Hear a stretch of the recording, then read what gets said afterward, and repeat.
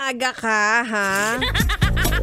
Kanino na namang reply ang iyong inaantay?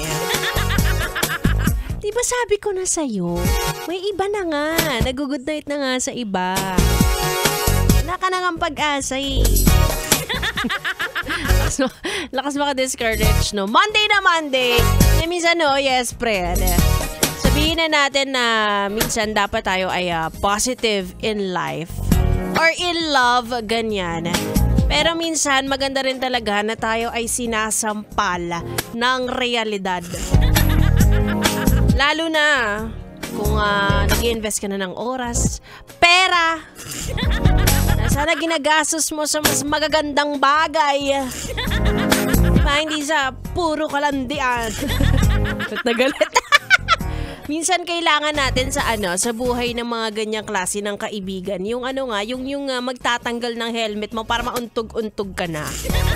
Maniwala kayo, hindi all the time positive, ganyan. Kasi minsan hindi rin siya talaga nakakatulong. Minsan kailangan mo masaktan para may matutunan. Pero hindi rin naman maganda na araw-araw tayong negative. Kung negative tayo ngayon, medyo nasaktan kita, pasensya, babawi na lang ako bukas. And speaking of bukas, sige na, i-let go na kita dahil Monday ngayon, pare-pareho tayong wala sa mood, ano? Ay, nakabawi na lang tomorrow. Magkita-kits tayo same time, 6 p.m. to 9 p.m.